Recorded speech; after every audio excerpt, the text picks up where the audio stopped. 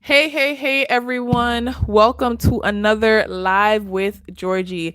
I took a little break because of everything that was happening in the world, but now we are back. And today we have a very special guest, Tunde Kelani from Republic, and we'll be talking about fundraising and funding. But first, before we get started with the session, I'm going to give you guys a little bit of some GSD updates. So if you are a part of my GSD with Georgie newsletter, which you can subscribe to at gsdwithgeorgie.com, you would have gotten a mailing a newsletter yesterday, and just the updates of what's going on with GSD is I have three remaining copies of my book, The Art of Getting Shit Done. And let me put some light because I realized I'm not coming through as clear as I'd like to.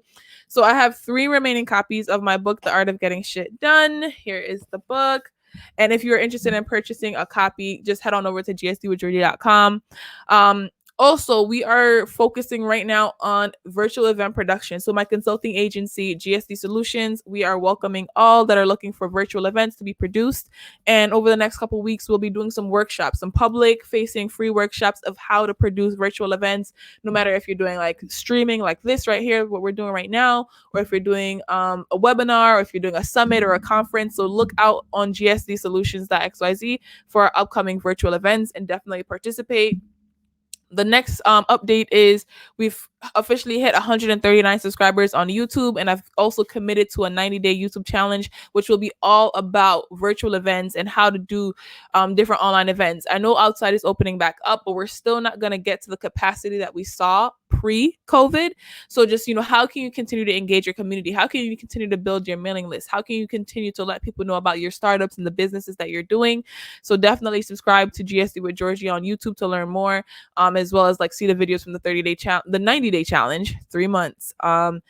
Next week Tuesday, I have a workshop with Fiverr. I've partnered with Fiverr again to do the how to turn your expertise into a virtual event. So if you have some topic that you're really passionate about or something that you're really good at, how can you turn that topic into a virtual event? So that's what you're going to see on the workshop on Tuesday from 12:30 to 1:30 p.m. Eastern time. So head on over to my website, GSD with Georgie, to register for that event. And last but definitely not least, I am a speaker at the Soca Mom Summit that's happening starting today. So today to Sunday will be the Soca Mom Summit. So if you go to socamomsummit.com, you can learn more about that event. And it's all about Caribbeans and Caribbean founders and doers and entrepreneurs and technologists and, lifestyle folks. So just definitely check out the Soca Mom Summit if you are of Caribbean descent or you want to learn more about the Caribbean. It's a great event. I really had a great time participating in that event, and I look forward to you guys seeing the talk. But now back to our session for today. Again, we have Tunde Kelani from Republic, and he's going to come on stage now, and we're going to be talking about what's going on in the world of fundraising, in the world of crowdfunding, venture capital, because I know a lot of folks are seeing that there's been some changes, right? So a lot of organizations have come out saying we pledge X amount of millions of dollars to, Black organizations, Black startups. We're pledging this much to make sure that startups are continuing to work through COVID-19. We're fundraising for this cause, fundraising for that cause. So we wanted to talk a little bit about, what is the status of the overall venture ecosystem right now, right? Is this fundraising and picking diverse founders just a trend that's temporary, or is there something different about it this time that's going to make it stick and make it really be transformational the way we need it to be? So so I'll hand it over to you now, Tunde, for you to give us a little bit more of an introduction about yourself. Awesome. So great to be here on GSD with Georgie. My name is Tunde. I am a senior associate at Republic. Republic is an investment platform and a fundraising platform, and we kind of serve two purposes. One, we help connect founders, startups, and private companies who are looking to raise capital with investors who are looking to deploy capital. And we do that primarily through 3 different platforms. We have an early stage platform, a growth stage platform, and a late stage platform. If you were to go to republic.co, you could check out our early stage platform, and there you as a regular everyday investor can invest in startups and in private companies. It's something that's relatively new. Traditionally, investing in startups and investing in private assets has been limited to a special group of people called accredited investors. The only thing that's really special about them is that they meet certain income requirements or certain wealth requirements. So I think it's making over $200,000 a year, or having a net worth of over $1 million, not including like your primary home. People who've been able to invest in startups like Apple, Microsoft, Uber, Lyft, Airbnb. Up until 2016, it was only the wealthiest people in the U.S. who could do that. And what that means was that the wealthier get wealthy. People say that a lot. It's kind of like a cliche, but in this case, it's actually true.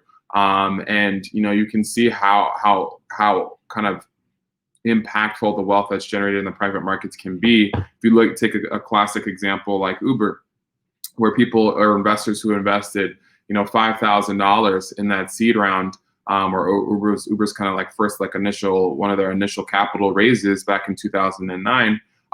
They turned that $5,000 investment into millions of dollars when Uber went public last year in 2019. And even though that took 10 years, you're talking about an outlay of $5 million that you now kind of reap $1 million on or more. And what we're trying to do is basically democratize access to who has the opportunity to do that. So really great to be here with Georgie, and excited to dive into a conversation about the venture capital ecosystem, crowd investing, what our platform is like, what it's like to raise capital, and kind of some of the trends that we've been seeing since the shutdown started.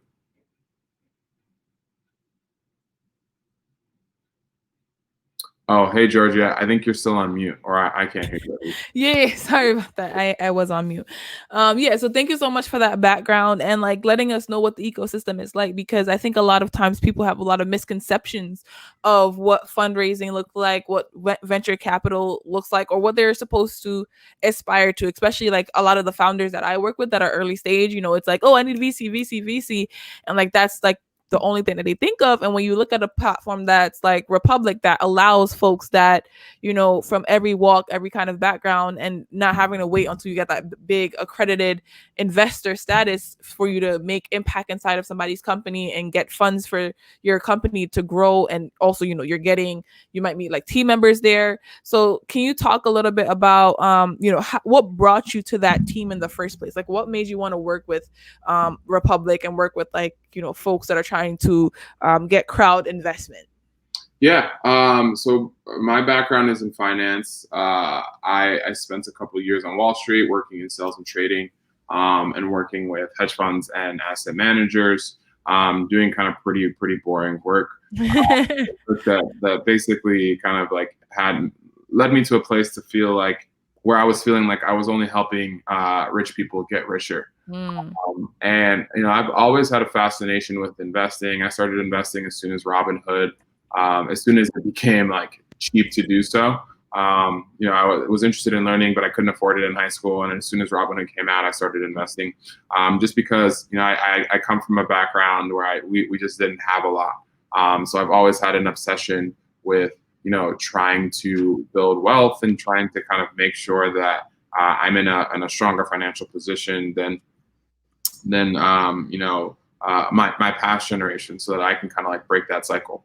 And so working on Wall Street and kind of feeling like I was doing work that like was paying me well, but wasn't really driving any change. I felt like there was no meaning in that, and I wanted to kind of drive closer to that investment space, and particularly to that venture capital space. And I tried to look internally at the firm that I was at. I was working at Goldman Sachs, and just found it very difficult to move, just because competing for different spots with different people with different backgrounds. Like I'm trying to go into an investing seat, and so is an investment banker, but they know how to model, I don't.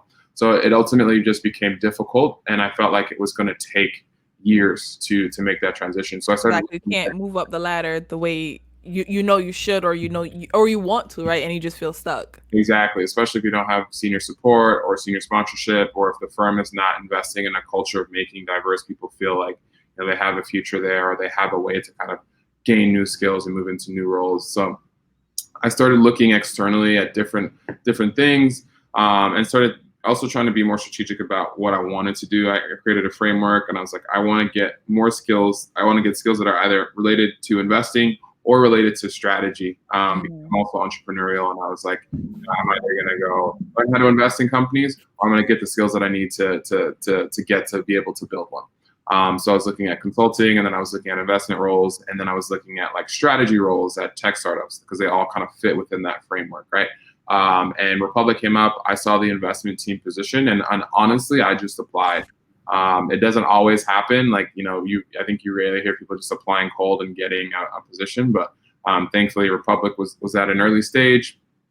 They were looking at different candidates, and I didn't hear back from them for a month. And I kind of found out after I got the role that they had gotten to a final candidate, but two people couldn't agree as to like whether or not they wanted to go back. So they're like, all right, we need to go to the pile and interview one more person. And thankfully that person was me. So yeah, I interviewed, I got the role. I've been here for over a year now, sitting on the investment team, which means what that means is that I work with startups to help kind of one, source them. So actually get them onto our platform. And to educate them, so helping them understand, what is a crowd investment platform? How does our securities work? How does this fit in my overall investment strategy if I want to kind of also raise from VCs or angels? And then I also help to do due diligence, kind of like us taking a fine-tooth comb and a magnifying glass and doing the research into the company to see if what they're telling us is true, and kind of understanding like the merits of the investment and if we should host it on the platform. Outside of that, I also work on a few strategic projects. I'm working on like our influencer investor initiative. So I don't know if some of you may have seen, like, we did a pitch competition, $100,000 pitch competition with Chameleonaire and E40 back in last December on his app, and we were investing that into underrepresented founders of color, and female founders. So that was really fun, and we're trying to kind of replicate that with other people, other influencers in the ecosystem who are very heavily involved in investing in startups. And we're also looking to potentially move into a small and medium-sized business financing vertical. So not just kind of venture-style startups, but everyday, regular kind of like brick-and-mortar restaurants, coffee shops, gyms, things like that. Nice. And I think it's important that you guys are like trying to figure out how to like diversify, because I think there's so many tech enabled businesses that need the support that's not getting the proper support that they need from the ecosystem. So can you tell us a little bit about now, we're seeing a lot pop up, right, in the world of venture capital, in the world of investment, especially on Twitter. Everybody has an opinion, a 280 character opinion on Twitter.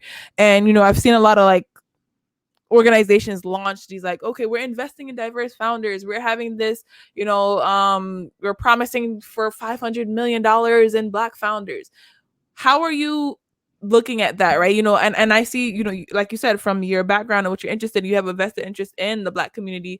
We even met at the Black Women Talk Tech. Like that's where I saw that's where we connected, and you guys had like a table there to meet founders and connect with them to, again, bring them onto the platform, create different opportunities. So from what you've learned in this ecosystem, do you feel like this is just like a trend because of what's happening with the protests, and it's just going to be like a temporary thing, like a band-aid? Or do you think there's really some organizational and like long-term changes that are going to be made in the investment ecosystem, whether it's like venture, crowd investment, angel investment, or big corporates investing? Like, do you think there's a real change, or it's just like a temporary trend?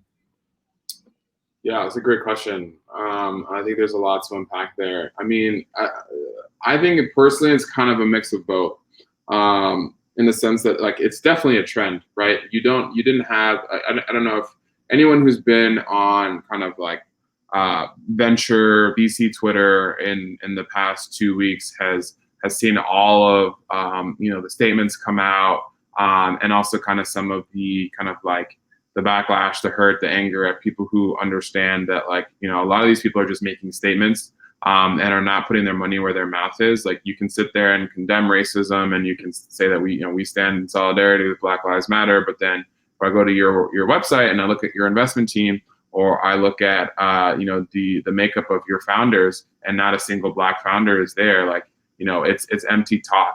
And I think the very unique thing about the unfortunate situation and the tragedy that happened with George Floyd, but the unique thing around that situation is, like, we're in a world right now where we're free of distraction, in a certain sense, or I guess it's not as much information overload or distraction overload or sensory overload, because it's not that many new movies that are coming out, and it's not that many new TV shows or sports games. Like, we're all in the house and we can see it, and on top of that, the difference with this time around is not only do people have the time to, like, focus and see it and to read and to learn and to understand, but, like, we have the ability and the time and the focus to critique people who traditionally have just made statements, right? Because we've seen this pattern before. Something terrible happens, corporations,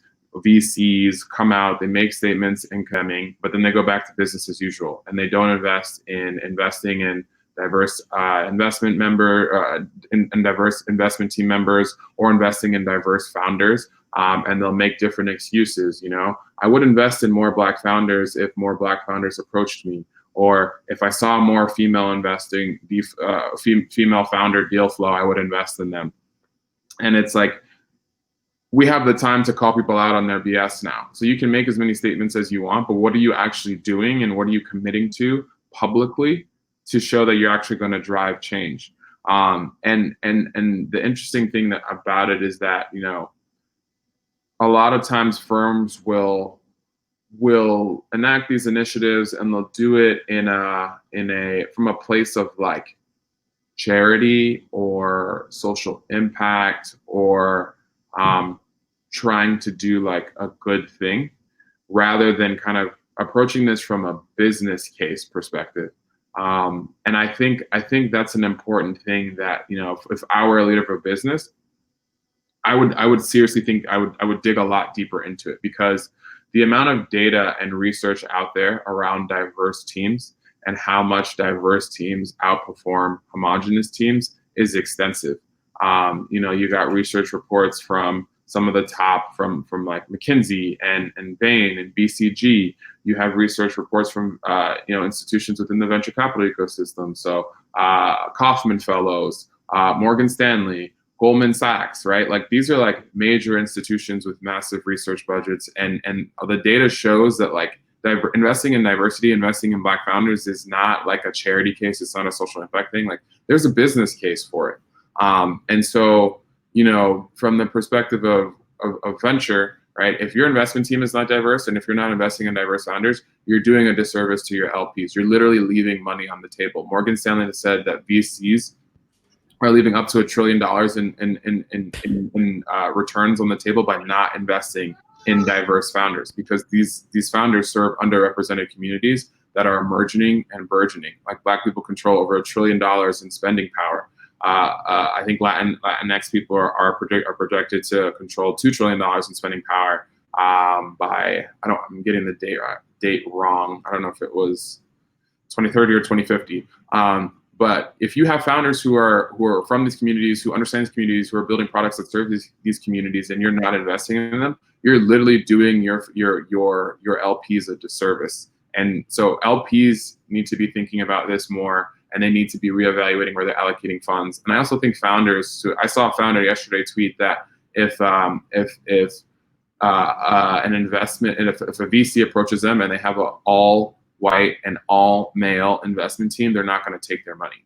And I think if you start to see more people take stances like that, I don't think it can really be driven by founders, because founders they're incentivized to take on money to continue to build an operation, right? But if LPs were to take that stance, like, we would shift this industry in 2 years, 3 years. And so, yeah, so to answer your question, it's definitely a trend. I am encouraged by some of the things that I've seen. Like, SoftBank is doing a $100 million fund. That's, like, smaller than their average, investment or check size. But, like, it's something, and that Mm-hmm. fund is being led by Paul Judge, and I can't remember the wonderful woman's name, but there are Black people who are helping to sit on that investment committee. It's a start. There's a couple different other initiatives. Like I just saw, PayPal is committing $500 million to invest Yeah. in underrepresented founders, female and Black and POC founders. So there's some shifts, and we need to see more commitment. But ultimately, like what I would like to see is like people calling out LPs, like some of the largest LPs who are investing in these funds, and calling on them to drive the change. Because if you're the New York State Pension Fund and you're investing money based off of all the teachers or all the firefighters or whoever, employees of New York State, like you need to be making sure that you're investing that money in the place where it's going to generate the most returns. And if you're not doing that, like you're doing a disservice to the people whose pensions you're protecting. So it's kind of like a cyclical thing. We got to start the change, drive the change. I'm hopeful that like as you start to see more Black founders get invested in, it'll be more data points, and as those more some of these data points start to kind of like emerge, that will hopefully, reduce like the feeling of white investors feeling like they're taking a risk by investing in diverse founders, when in general they're taking a risk by investing in startups when 90% of them fail anyway. Exactly. And Black founders have to be above and beyond just to even get a meeting. Mm-hmm. So yeah, it's a mixed bag. I think there's definitely some money out there that's pretty sizable that's being invested into diverse founders. It's going to take 5 to 7 years to really see kind of like what that change looks like. But I think this decade especially is going to be pretty transformational in the venture capital ecosystem as it relates to Black founders and founders of color. Yeah, absolutely. And that was a great deep dive. And I think, I took away some points. I was making some notes while you were talking. So one of the things that I love that you said, and I think is really shaking, right, is like the idea that you said people now have the time to really like call these things out. And so, that has been like a recurring thought in my mind, right? What COVID did unexpectedly for a lot of different industries, a lot of fields, a lot of causes, was say like slow everyone down to a pace of you guys are all going at the same rate. Look at this crap. Like you're not gonna ignore it anymore. You can't fly. There's no. Oh, I can't fly there. Oh, I don't have enough money for this. Oh, I don't have any access. So many things became open and available that it's like, oh, you have to look at it now. Like the room had stopped moving, and it's just like the elephant just now was like staring at you, like, hey, remember me? You thought you could come in and out and avoid me, but I'm here. What are you gonna do about it? And if you don't think about it, we're gonna burn it down. So. Exactly, right? We have time. We don't gotta go nowhere. I got time to come out and protest. And that's why, protesting has increased. A lot of people, their jobs are not open. It's not, I have to go to work or protest. It's I can work from home and I can be on the protest and on my phone at the side, right? I could do 2 hours of protesting, 6 hours of virtual remote working. So, seeing that side of it, and like that big wake up call that has happened in like a lot of industries, but definitely where money is being reallocated, and like it forces people to really look at the fact that you were before where the answer was, oh, I don't have that person in my network. Well, guess what? Everyone's virtual. Go find somebody on LinkedIn, Twitter, Facebook. Everybody's on social media. And then it really strips away to say, you're really discriminating against the person, whether it's this color of their skin or their gender, because what other barrier, right? Oh, they're not flying to meet you for a cup of coffee in San Francisco from New York. No one's doing that. So what's your excuse now? Like there is no more excuses that could be piled up on this. Like you said, the statistics are there to show you having diverse teams, having diverse founders makes for a better investments, right? It's risky to invest in startups, but it's a better chance of success if that startup is a diverse team. So it makes you look like you're not even paying attention to any statistics. You're not reading any reports. If you're choosing to still not focus and go out of your way to find these founders because they're existing. And it really drives me nuts when I hear companies say, "Oh, but we don't know of that introduction, or we don't know that person." And there was like a Medium post that kind of went viral talking about no more warm introductions. Did you see that one? Yeah, you mean so that's it was written by Del Johnson. Yeah, but he's advocating for banning warm introductions, which to a certain extent won't happen. But the theory of what he's saying is extremely valid, right? If the only way that you're going to take a meeting with someone is through a warm introduction, and your network is not diversified, and you don't actually actively do the work to make sure your network is diversified, then you're only going to get introductions from a certain amount of people. So if you're a white male VC and 95% of the people that you hang out with and interact with are other white male VCs, then guess what? Your deal flow is going to look like white male VCs. And so what he's saying is advocating for the banning of warm introductions because it's inherently exclusionary. And it forces kind of Black founders and founders of color to go through double hoops. So like I have to find a way to make it into your non-Black network and get in front of your non-Black investment team, just to be able to kind of like, get an answer or even like pitch you. So you're basically making people go, like Black founders and founders go through this double screening process that it's hard to already even get into that process to begin with. Like raising venture is already difficult, and then you have this other layer. So I definitely have seen that, and I definitely advocate towards moving towards that. Also posting, one thing he talked about as well, or he talks about often, is like VCs posting their job openings on publicly and in places where black investors might be, because if there's kind of two approaches here, right? If let's say like you're a general partner at a venture fund and you started it, like you're a general partner at Sequoia. There's two approaches here. You could either do the work yourself to make sure you're actively kind of like monitoring yourself and making sure that you're doing the work to attract diverse founders and making sure you're let's say, for example, taking a certain percentage of meetings from Black founders or female founders or Latinx founders or Asian founders. You could actively do that kind of like that self-regulation. That's difficult work, and we all tend to fall into certain biases.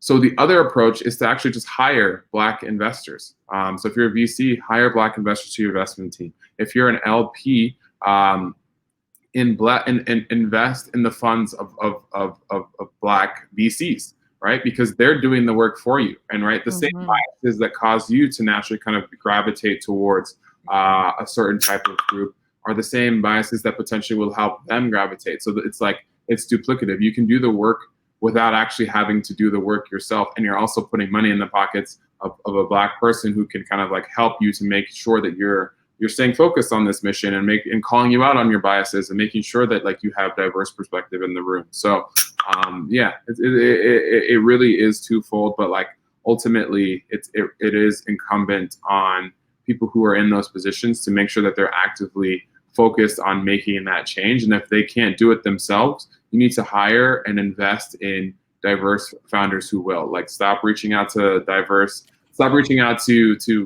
people in VC and asking for introductions to Black founders. Like hire a Black investor on your investment team who can focus on, don't make them token, but like invest in building up that pipeline. Exactly, and it shows the effort, because I feel like, as you're mentioning, it comes down to like all the dots are out there, all the things you need exist. Your job is to now say, okay, I'm going to put in the effort to make sure that I'm connected to that dot and that other dot. You don't have to rebuild the wheel. You don't have to create a pipeline. There are so many different pipeline programs. Like, I'm pretty sure whatever, I don't know how to do like a house infrastructure, but there's too many pipes, right? There's too many pipes. Like, when are we going to start putting some water through these pipes? Like, the pipes is missing the water to be flowing through it. Like, there's so many pipelines. There's so many different programs, that from accelerators to boot camps to different forums and groups and meetups. There's so many things. And to say that it doesn't exist or you don't know, a Google search literally could put you into the right place. Go on Twitter, like, you know, I feel like I don't know, because I'm a Black person, I feel like I only see Black Twitter. Like there is no other Twitter for me. Like I just don't even see it. Like just every day I'm going on my feed, and it's just like this is what we're doing in the community. This is what Sport 3 Ventures is doing. This is what 500 started. This is what all these different um investment firms, these different VCs, these, it's just so clear and apparent. I'm just like, how are people saying cannot find these? So if you want to be into the right funnel, following like 2 to 3 people will put you exactly where you need to be. And then from there, just making the effort to say, I recognize this, that is there. I don't have to rebuild something. I don't have to create like a new fancy program. Partnering with the dozens and dozens of programs that are out there and making sure that it's a successful, you know, actually putting a flow through this the pipeline that's been created, and actually taking advantage of the things, that the resources that already exist. Because I think I've seen a few organizations that are like now trying to build out like their own entire like diversity um program, but not taking into perspective the ones that are there, or not doing any type of partnerships with the programs that are there to amplify that support. So why try to, you know, why build something, a whole new like process, where you could just essentially reach out to that person at that company, partner with them, and now you guys again connect the dots so that everyone is feeling successful. I see a few people are jumping in and out the live. If you guys have any questions, this is the time to submit any questions that you might have for Tunde, because we're coming to the close of our session. But I just wanted to have him on to kind of talk about this, because I see the trends, I see, you know, what's happening, and I feel like, you know, we could turn this from just being a trend into something that's just normalized, right? Why can't this just be how the world works? And I forgot her name, but this woman, she gave like a very powerful speech. She was one of the protesters. She had like red and black like dreadlocks. I don't know if you know her name or saw the presentation. And I'll put it in the after show, or like the comments of the presentation once I figure out her name. But she just gave a talk, and it was very moving. She was saying, you know, the reason why you know, so many different folks that are out there looting right now, and you know, how are people complaining about folks looting? This is the only opportunity that some folks from Black communities will ever have to, you know, get that fancy TV, get a fridge full of food, get you know, that phone that they've always wanted, because there's so much systematic racism and systematic tools that hold the Black community back, that, you know, looting in times of a protest is the only time that they ever feel like they'll be able to get access to some of the things that are out there. And I think, you know, that was so powerful for me, because it was just realizing that no matter how hard certain, you know, as a Black person, no matter how hard you try, sometimes there is always going to be that one barrier that it looks like it can easily be removed, but you can't physically remove it, because my little one is here interrupting the live. All right, you wanna be on the live? Okay, so I don't have to fight you. All right, here we go. Say hi. Hi. All right, now mommy's gonna talk about fundraising. Okay. Yeah, so, you know, just realizing that it takes a lot of 1 second.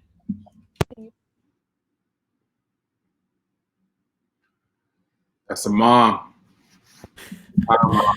You guys gotta take it on, right? Trying my best. Now she's back with the iPad. So yeah, so just realizing that there are certain opportunities, like we can't as a Black community, there's just certain things that we can't fix because we didn't put it into place, right? We didn't set up these barriers. They're just literally circles that we can't go inside of or embed. It's like it takes the allies, it takes other folks to say, hey, there's a problem here, I recognize it, we need to do something better and more, so that way this problem does not exist, and only problems that exist are true, you know, real problems. And so, you know, there's just a lot of like systematic problems that until you get inside of it, you know, until people were, you know, confined to their house, right? Until they weren't able to have the freedoms, and, you know, only essential businesses were open, they realized, wow, this is what it's like. And when you know, folks started speaking out, like, oh no, this is just what it's like to be a Black person, like this is regular stuff. That's why, you know, we're so angry and so upset, because now I'm seeing, you know, more and more people are becoming allies again. And I think, you know, the COVID mentality and the after effects of COVID is what allowed for people to really see slightly what it's like to be, you know, closed off, not having access, not having essential tools, not having the resources that they need to thrive. Yeah, I think I saw that that video, and you know, it was fairly powerful. I think it was saying something along the lines of like, you know, everybody understands that looting is like looting or stealing is not right, but I think what she pointed to was like, why, rather than addressing, you know, why people are looting, like why aren't we talking about why they are looting? Why aren't we talking about how we get here? Why aren't we talking about the sequence of events that led people to get to a place where they feel like the only way that they can get their hands on a new PlayStation 5 or a new TV or a new Chanel bag? Why is it that the only way that they feel like they can get these things is through ton of taking advantage and stealing? You know, let's not factor. We haven't even addressed the fact that there were definitely people out there with different agendas who were starting this, who were going around laying bricks places and starting that. But I mean, also we have to address the fact that there are people who are participating in that. I mean, so yeah, like, you know, why don't, before we, like, yeah, let's condemn it, but like, let's not even focus our why are we centering our conversation around that? Let's center our conversation to how, like, what are the steps that lead a person to get to a place where they feel like this is the only way that they can get a certain item or a certain thing, and they feel like there's no other way that they can do it without having to steal. Like, why is the wealth gap why is the wealth gap and the wealth disparity in the U.S. so large that people feel like they have to kind of like, they have to steal in order to get the things that they need or the supplies that they need? That's more what we should be kind of addressing. And ultimately, I think the other powerful piece about what she said was that, you know, there's a social contract that everybody engages in when they become a citizen of a country, right? You know, we agree to give up certain rights and we agree to abide by certain laws and rules. Like, you know, we call America the land of the free and the home of the brave, but in reality, like, no one is completely free. You can't do whatever you want. It's just not the way, you know, the world works. We agree to abide by a certain social contract between citizens and the government, you know, giving up certain rights and liberties in exchange for certain protections and certain privileges that are afforded to you. But when, you know, that social contract starts to be, like, it becomes apparent that social contract is being held up for one group of people, but not held up for another group of people, where one group of people's rights are validated and they get the benefit of the doubt, whereas another group of people receives skepticism and outright, you know, systemic prejudice, right? Like, when that starts to become apparent, like, I think what it does is it becomes apparent to the people who've engaged in that contract that, like, this contract doesn't serve me. This contract is not actually doing what it says that it's going to do. And if the other side, or the group of people who are supposed to be upholding that contract, are the ones breaking it, then it's not a fair contract. So why would I ever participate in that? Why would I ever agree to it? Why would I ever abide to it? If I can't feel safe walking down the street without knowing that I'm going to be racially profiled, or I can't have an interaction with police ever without fearing that my life is going to be taken away, why would I ever abide by your social contract that says, like, I shouldn't steal stuff? Why would I ever abide by your social contract that says that I shouldn't protest in this way or that way? It doesn't make any sense. You know what I'm saying? You guys broke the contract. You guys are allowing this violence and this murder to be perpetuated by the police. So why does anybody give to anything about, you know, not stealing stuff or not burning stuff down, or, like, you know, that's what we need to be talking about. We need to be having a fundamental conversation about the contract that is here in place between the U.S. and its people, and how the U.S. is allowing things to happen that aren't upholding that contract. And if that doesn't happen, guess what? You know, we saw what happened with the Boston Tea Party. We saw what happened with the revolution, right? There was a contract there, taxation without representation, but wasn't being held. So what did they do? They started a war over taxes, right? Wars have been started for over much less. So this is maybe not you don't have to go too deep into it. We could be here for hours talking about this. Absolutely. It's very, very, very like pertinent stuff, and it's very personal stuff, and it's very relevant to people being able to feel like there's hope for them to get somewhere. Yeah, absolutely. And to just kind of like wrap up that train of thought, like you said, there's like something fundamentally wrong where you have to step outside. So it's just like no matter what field it is, it's like you have to step outside of yourself to become successful. Like Totally. you have to, if you say, hold on. I said totally. Yeah. So, if you want to be, if you want to have nice things, you have to step outside of yourself and steal. If you want to get into a certain VC or investment circle, you have to code switch. You have to do all these things to say, okay, yes, I belong here. You have to go and get like the highest of highest degrees when other folks maybe just have one degree or maybe no degrees, right? Look how many I'm a college, Sorry. Oh, sorry, no problem. It's like, you hear all the times like, oh, the college dropout with a super successful startup.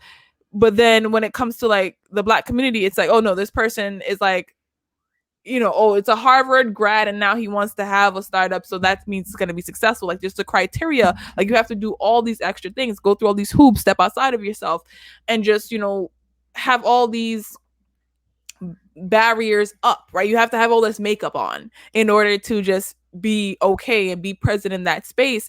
And that ties into and to start closing out a lot of the reasons why I have like these sessions of the Live with Georgie and like a few of the organizations and projects that I work on, from everything one of them is the Black Podcasting Awards, Caribbeans in Tech and Entrepreneurship. We have we're doing a concert tonight, Black Excellence. So it just really and it's like I pride myself in creating spaces where people of color, women, Black people don't have to come with all this makeup on, because it's just, if you could just show up as yourself and do the work, right? It's less of a stress, right? You get better results that way. You don't have to worry about, oh my God, did I say, something that's slang and no one's going to understand it? Am I, not, is my food smelling funny? Something as simple as that. I saw a tweet this morning that somebody said, the thing that I hated the most about getting a new corporate job every time was lunchtime, and that's something very real. Like, you're eating something more, traditional or cultural, and then folks are just like, oh, what's that? What's that smell? Everything from your hair to your food. You just have to have these explanations and these things and themes that just, again, have you greatly stepping outside of yourself. So again, getting back to the fundamentals of the contract that was written before we were, even freed. I think it just needs a whole rewrite, and I'm not a politician, so I'm not going to get too crazy on that, but there just needs to be like a rewritten, clear contract with the United States and its people, as you said, so that way everyone feels like they've gotten their fair share. And like if they like we all are told, work hard, you'll become successful, that becomes a really true thing for everyone involved.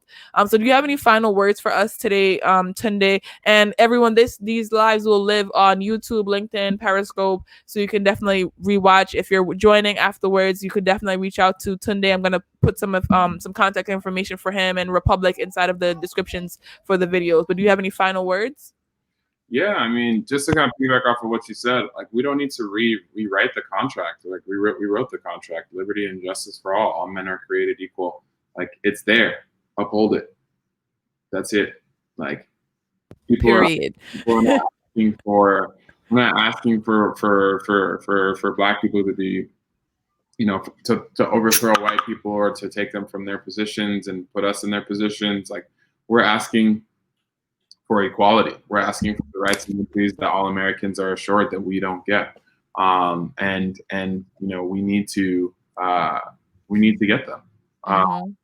And I'm worried about what's going to happen if we continue to allow, if the world continues to allow Black and brown bodies to continue to be brutalized without any repercussion. Like you can only brutalize and abandon people for so long before something happens, before something's got to give. So that's those, I would say, from at least on that front, the message is uphold the contract. Uphold the contract. As it relates to kind of the other stuff that we talked about, which is raising capital for Black founders, founders who are interested in learning more about the crowd investment platform and how it works, can go to republic.co. That's our website, specifically republic.co/raise. So you can learn about raising capital there. And if you want to apply, just go to republic.co/apply. You can mention that you learned about Republic through GSD with Georgie and joining the webinar. We do have we've started an initiative where we're helping to cover the onboarding costs of diverse founders who are looking to raise capital through our platform.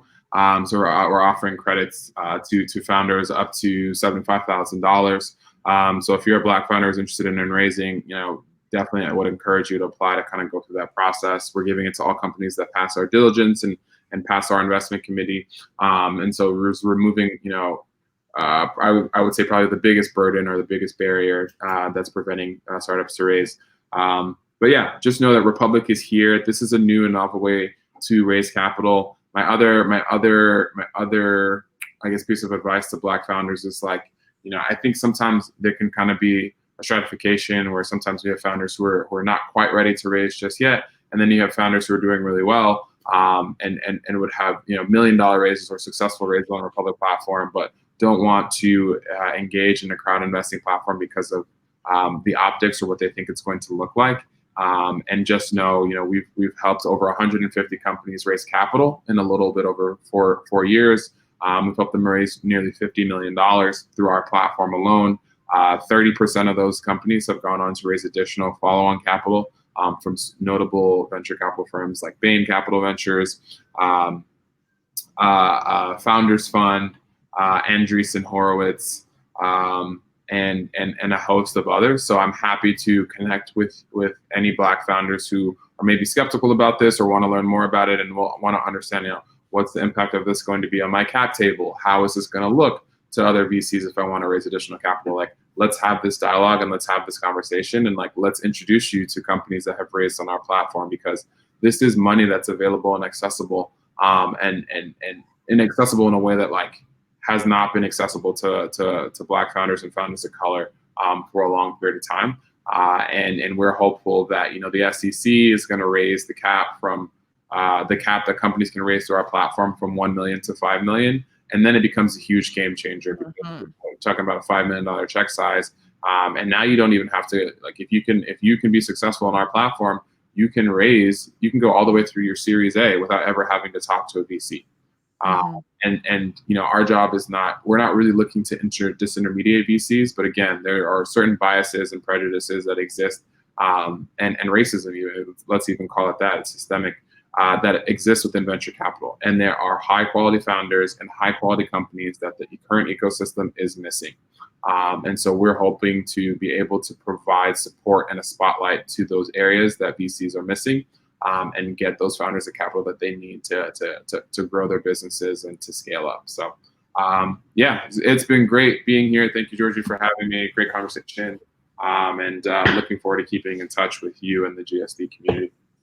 Absolutely. It was great having you here as well, Tunde. And, once I met you, we met at Black Women Talk Tech. I was like, I have to put you in the platform, because that is one of my main goals. Just connecting the people that need to be connected, because I don't want to rebuild dots like I mentioned before, and I feel like there's too many dots. Let's figure out ways to connect these dots that are out there, so that I'm pretty sure somebody that's watching this live or watching the replay had never heard of Republic before, and now maybe they're the next person to raise $1 million, and if it goes up to 5 million, I see the shirt, the swag, and if it goes up to 5 million, the next person to raise 5 million. But we need to know what's out there in order for us to take advantage of the opportunities that exist, and start putting some water through those pipelines. We have too many pipelines, but not enough pipelines are getting funding, enough support, enough fluid through them.